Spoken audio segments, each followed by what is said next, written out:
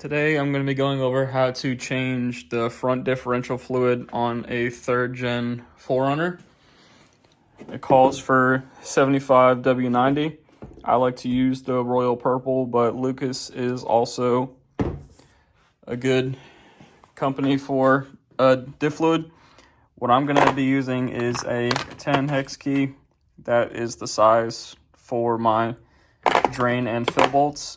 You're also going to need a ratchet, maybe some extensions, and some picks in case the insides of your bolts are super dirty. So first, we're going to come below the truck, and mine has the OEM skid plates. So I've got a bolt here, a bolt here. I've got one connecting the rear skid plate to the front skid plate on each side, and then I've got 2 in the back to keep the back end of the rear skid plate held up. So 6 bolts in total. They're all 14 millimeter. So go ahead and pop those off, and then we'll get into actually changing the differential fluid. Now that you've got your skid plates off, you're gonna take, this is the fill bolt, and the drain bolt is on the other side right here. It's smart to go ahead and see if you can even get your fill bolt out before starting this job, because a lot of them get stripped out, and then if you drain all your differential fluid, you're kind of screwed because you can't even fill it. So go ahead and see if you can get that out, and if you can get that out, then you can move along with the job. So we're gonna get that in there.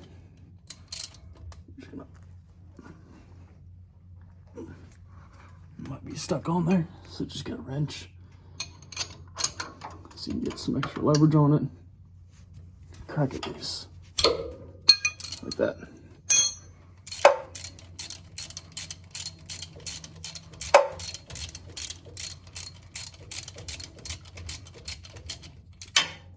Okay, now that we know that the fill bolt is going to come off, we can go ahead and get our pan underneath the truck and loosen this drain bolt.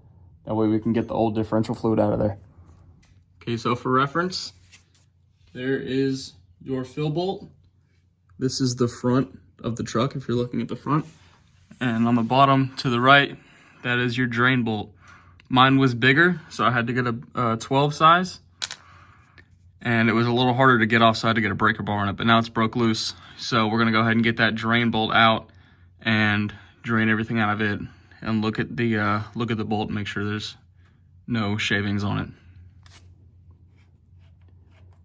Taking the drain bolt out. And there goes all the old fluid. So taking a look at this right here, we're just making sure that there's no crazy amounts of big chunks of metal or shavings or anything like that on here. Mine looks good. Now once that is finished draining, you can put the bolt back in, and then we're gonna refill it with diff fluid. Okay, now that all of your diff fluid is drained out, put the plug back in. I believe the bottom one is torqued for 48 foot-pounds. Yeah, 48 foot-pounds, and the top one is 29.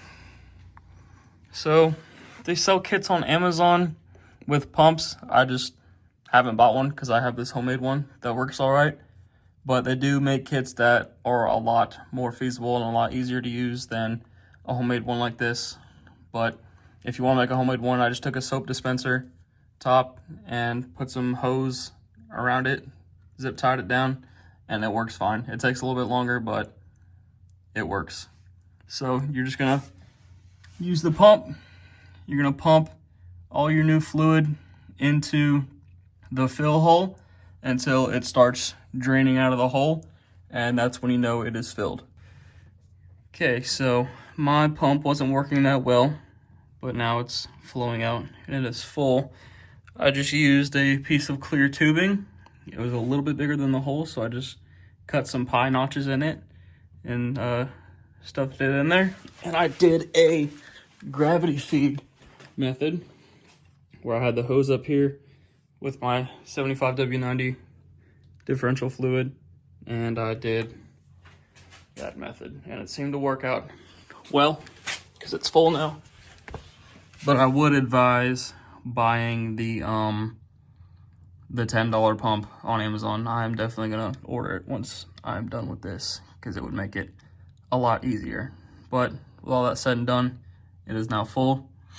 So we're gonna put the fill bolt back on and get it torqued to 29 foot-pounds, and this job is done.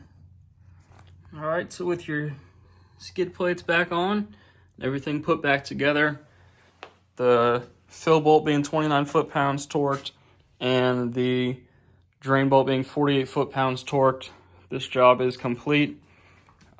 Stick around on this channel. I will be doing a valve cover gasket change out here soon, so I'll make a video on that.